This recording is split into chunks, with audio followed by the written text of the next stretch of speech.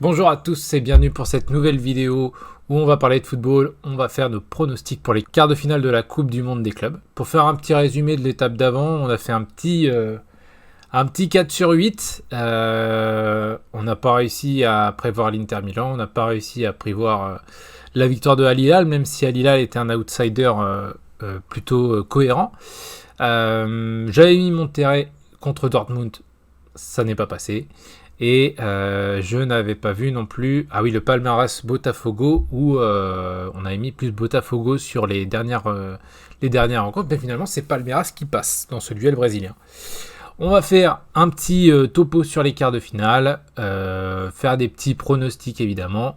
Ce n'est que mon avis après, mais voilà, faire des petits avis sur les rencontres. Donc voilà, on va voir ce qui va se passer pendant 2 jours, puisque le premier match est à 21h ce soir, il y en a un à 3h cette nuit, un à 21h demain. Non, je crois qu'il y en a un à 18h demain, il me semble. Je sais plus, je vais vous dire ça. On va faire un petit... tac, les quarts de finale. Donc ouais, c'est ça, et un à 18h et un à 22h demain. Ok, c'est ça. Le PSG à 18h et le Real Dortmund à 22h. Donc on revient sur notre page de l'équipe pour faire les pronos. Le premier match qu'on va débriefer, ça va être Palmeiras-Chelsea. Donc Palmeiras qui a sorti Botafogo 1-0 et Chelsea qui a sorti Benfica. On avait dit que Benfica c'était un outsider toujours dur à prendre en compte. Et Chelsea a réussi à passer en les battant 4-1 sur les prolongations. Mais un match quand même très compliqué. Bon, faut le dire aussi avec une interruption aussi du match pendant une heure, je crois.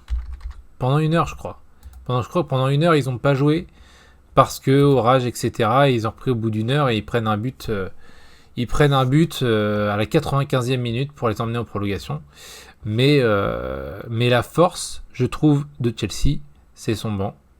Vous voyez sur les 3 buts qu'il y a en prolongation, il y a Nkunku qui est rentré à la 81e à la place de Liam Delap et Dewsbury Hall qui marque aussi et qui était rentré pareil à la 81e minute et qui marque aussi dans les prolongations.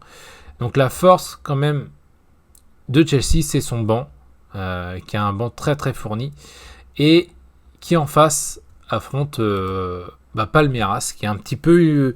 je crois ils n'ont pas perdu un match. Excusez-moi. Ils n'ont pas perdu un match, Palmeiras. Palmeiras, ils n'ont tout simplement pas perdu un match sur cette phase et ils ont pris 2 buts contre l'Inter Miami en 10 minutes, mais sinon ils n'ont pas pris de but. Donc c'est une équipe très, très solide et puis même en prolong, même en prolong, en fait, ils prennent pas de but alors qu'ils prennent un rouge à la 116e. Mais voilà, c'est une équipe qui ne prend pas de but, qui a une défense solide, mais qui va devoir aussi se passer de son capitaine Gomez en quart de finale, ce qui est assez regrettable, mais bon, tant pis, c'est comme ça. C'est bête de prendre un but à la 116e minute sur une obstruction en plus. J'ai pas vu ce match-là. Je l'ai pas vu. Mais c'est bête de prendre un carton rouge à la 116e pour ensuite jouer un quart de finale, ne pas jouer le quart de finale. Donc, pour ce premier match, on va pas aller plus loin. Pour moi, c'est Chelsea. Chelsea a plus de bancs, est plus fort et prend la compétition au sérieux, malgré un petit accro contre Botafogo. Non, pas le petit accro, il est contre Flamengo. Donc contre Flamengo, ils ont un petit accro, mais Chelsea, ils sont dedans, ils sont à fond, donc ils vont passer, à mon avis. Deuxième match, Fluminense Al Hilal. 2 équipes surprises, 2 équipes qui n'étaient pas, qui étaient outsiders totalement de leur 8e de finale, qui se retrouvent en confrontation directe en quart de finale. Donc Al Hilal. On va commencer par Fluminense. Fluminense qui élimine clairement une équipe de l'Inter qui n'était pas du tout dans cette compétition, à mon sens. Thuram n'a pas été du tout bon. J'ai pas compris en fait déjà pourquoi il a mis Thuram alors que tu as un Pio Esposito qui lui était dedans pendant toute la compète Et on l'a vu même, voilà, en 20 minutes, il a eu beaucoup plus d'activité que lui. Pareil, tu mets Asilani, bon, pourquoi pas, Mkhitaryan, pourquoi pas, pourquoi ne pas faire démarrer Suzic, pour le coup, qui lui aussi a fait des bons matchs en groupe. Donc voilà, j'ai trouvé, alors attends, il était pas titulaire, où est-ce qu'il est? J'ai trouvé Luis Enrique, mais catastrophique.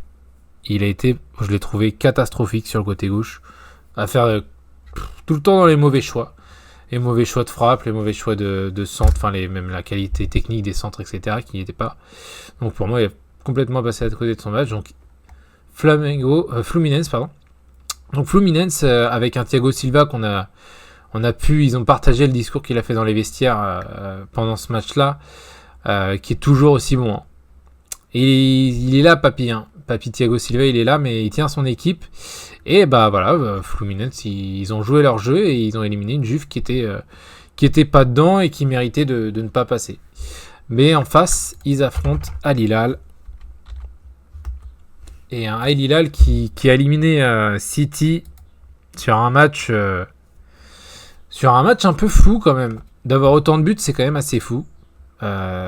Surtout que le City aurait dû bien sûr s'imposer, mais n'a pas réussi à trouver le moyen de s'imposer. Ryan Cherki qui a été très bon en entrée. Mais on va parler d'Al Hilal. Al Hilal très fort, avec un homme très fort, hein, c'est lui. Hein. Simone Inzaghi, hein, qui était dans le contrôle de ce match-là. 5 derrière, un bloc bien en place, un Bounou très fort, un Bounou très fort, un Koulibaly buteur et fort défensivement, même si il est à la rue sur le but de Foden. Mais voilà, une équipe, Malcolm qui a aussi été très bon.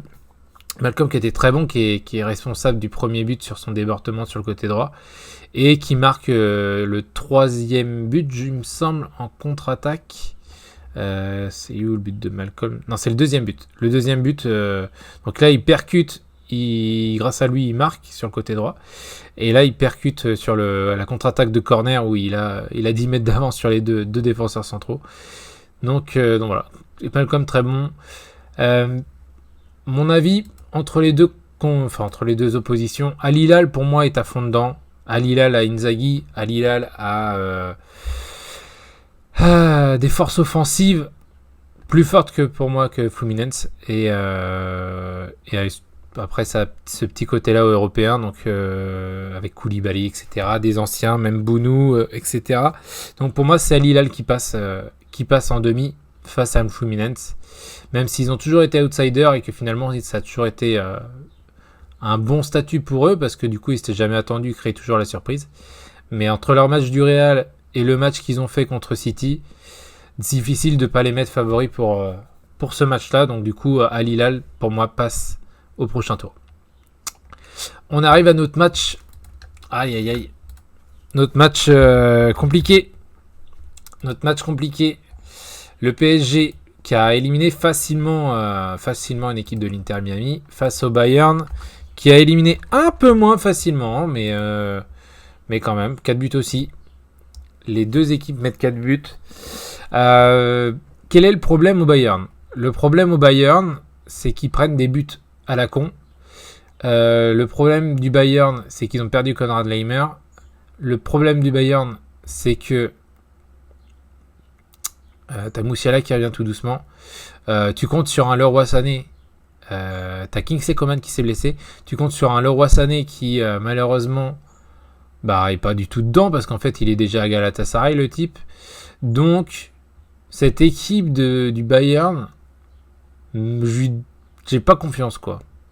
T'as Coman sur une jambe, t'as Gnabry qui est pas bon, t'as Olysée qui pour l'instant est pas foufou à part le premier match, mais le premier match c'était un match amical, mais pas foufou. T'as un Harry Kane à la limite qui est en forme et qui arrive à marquer dès qu'il a quelques occasions, donc faudra pas laisser ces occasions là pour les défenseurs parisiens. Mais voilà, c'est une équipe du Bayern qui prend des pions et qui est pas sûr de son jeu pour moi. Qui est pas encore, enfin, c'est pas qu'il est pas sûr de son jeu, c'est qu'il est pas sûr de son effectif en fait. Jonathan Tah qui vient d'arriver est pas encore à fond dedans, donc voilà. Donc ça va être pour moi compliqué pour le Bayern. ça va être très compliqué pour le Bayern. Tac. Ça va être très compliqué pour le Bayern. Donc voilà, on a Coman qui est incertain.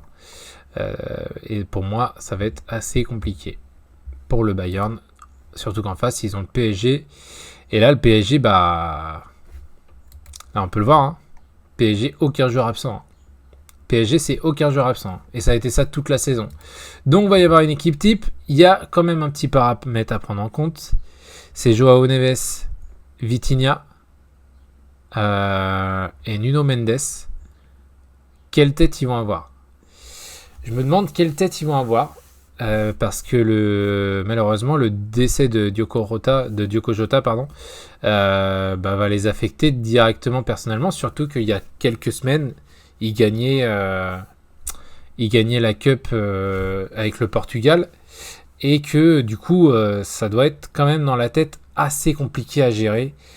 Ça doit pas être facile de se dire qu'il y a 3 semaines, tu étais avec un mec avec qui tu joues toujours en sélection et que là, c'est fini quoi. C'est fini, c'est triste, c'est un moment très douloureux pour le football, mais aussi très douloureux pour, je pense, les joueurs de Liverpool, encore plus que eux, mais ça va aussi beaucoup les affecter, je pense, personnellement. Donc à voir quelle tête ils auront samedi soir, samedi en fin d'après-midi. Donc voilà. Mais l'effectif est au complet, l'effectif est là, Hakimi est fort, Désiré Doué est fort, même si Dembélé revient tout doucement, qu'il n'a pas été forcément très très bon contre l'Inter Miami. Mais cette équipe, elle est forte, elle est rodée, elle revient à 100% avec si Dembélé revient. Donc pour moi, le PSG, ça passe. Le PSG, ça passe à l'expérience, même si ça va être un match, je pense, très serré, avec peut-être des buts. Mais en fait, c'est là où je pense que la force offensive du PSG va être beaucoup plus impactante sur la défense du Bayern que l'inverse. Je pense que l'équipe, la structure défensive du PSG est beaucoup plus forte pour accueillir les attaques du Bayern que l'inverse. Donc voilà. Et notre dernier, le Real contre le Borussia Dortmund. Je vais mettre directement le Real et je vais vous expliquer pourquoi le Real. Parce que le Real mettre dans des matchs nuls, parce que le match contre la Juve, c'était sur un faux rythme incroyable quoi. Ça allait un petit peu vite au début du match, où la Juve a mis un peu d'impact, etc. Mais après, c'était un match dodo. Hein. C'était un match dodo ce huitième de finale là. Là, si on regarde les stats, il y a eu beaucoup plus d'occasions du Real. Mais ce match-là, le rythme et l'intensité étaient vraiment pas folles. Même si on voit des belles choses, moi j'aime beaucoup Arda Güler au milieu de terrain, Valverde extrêmement fort au milieu de terrain. Comme quoi, quand il est pas arrière droit, ça fonctionne mieux. Gonzalo Garcia, c'est pépite, hein, c'est pépite. Il nous fait kiffer. J'ai un peu peur. Hein. J'ai même très peur que Gonzalo Garcia, c'est sûr, va être relégué sur le banc pour faire laisser la place à Kylian Mbappé qui est pas en forme, qui a pas de rythme, qui revient de son cacamou. Il revient de son cacamou et il va prendre la place de Gonzalo Garcia qui est en pleine bourre. Et du coup, on s'imagine que Gonzalo Garcia va faire 10 minutes à la fin du match. Il va le faire entrer 10 minutes à la place de Mbappé parce qu'il sera cuit. Et pour moi, ça va déjouer contre le Real. Mais le Real est fort quand même. Le Real est fort. Houssen est vraiment très fort. Tchouaméni dans l'axe, c'est pas déconnant. Après, j'attends de voir face à la vitesse de Dortmund. Parce que la vitesse de Dortmund va faire un peu mal, je pense, à Rudiger et Tchouaméni. Mais cette équipe, elle est en place. Le milieu de terrain, je pense qu'ils sont cohérents. Derrière, c'est cohérent. Même si je pense qu'un Raúl Asensio sera meilleur que Rudiger sur le long terme. C'est juste que ces erreurs je pense que ces erreurs en phase de groupe pèsent contre lui, mais qu'il sera quand même meilleur que Rudiger sur le long terme. Mais voilà, cette équipe du Real, elle va être plus forte qu'un Dortmund qui a galéré un petit peu. Mince, excusez-moi, je me trompe. Tandis que Dortmund, eux, ils ont galéré quand même face à Monterrey. Hop, on peut voir les stats. Hein. Et les stats, elles sont en faveur de Monterrey. Hein. Que 6 tirs. Que 6 tirs pour Dortmund face à Monterrey. Hein. Après, comme je l'ai dit, faire attention à la vitesse d'Adeyemi sur un Tchouaméni ou un Rudiger, ça peut faire mal. C'est Rugerassi qui est en forme. Ça peut éventuellement faire quelque chose. On va avoir la confrontation entre les deux frères Bellingham. Mais bon, à cet âge-là, c'est toujours le grand frère qui gagne. Donc là, c'est ce que je vois pour ce dernier match. C'est le Real qui va passer face à Dortmund. Dortmund qui sera trop faible, trop léger. C'est plus le Borussia Dortmund de Marco Reus. Hein. Là, on est sur un autre Dortmund qui est en plus en reconstruction, dans une autre mentalité. Donc le Real Madrid va passer, ce qui nous donnera un Chelsea à Lille. Ma foi, très intéressant, si jamais ça arrive. Ça va être très intéressant avec 2 confrontations. Je pense qu'il va y avoir des buts sur ce match-là parce que ça va aller vite. Et un petit PSG Real, voilà, la petite retrouvaille de Mbappé avec le PSG, bien évidemment. Ça va être alléchant, ça va être sympa. On ne l'a pas eu en Ligue des Champions, on aurait aimé l'avoir. Peut-être qu'on va l'avoir en Coupe du Monde des clubs. Ce petit duel Dembélé et Mbappé, alors que Mbappé n'a aucune chance d'être Ballon d'Or, bref. Voilà ce que je vois pour ces quarts de finale. Un petit Chelsea, un petit Al Hilal, un petit PSG, un petit Real Madrid. Donc le premier match est à 21h ce soir, Fluminense Al Hilal. Le deuxième à 3h. Bon, évidemment, on va être très peu à le voir, mais voilà. Et là, le petit PSG Bayern à 18h et le petit Real Dortmund à 22h samedi soir. Donc on a un petit vendredi soir et samedi soir qui peuvent être intéressants. Donc voilà, je vous souhaite une bonne fin de journée, des bons matchs ce week-end si jamais vous voulez regarder, et puis de toute façon on se dit à la semaine prochaine pour le débrief. Voilà, salut!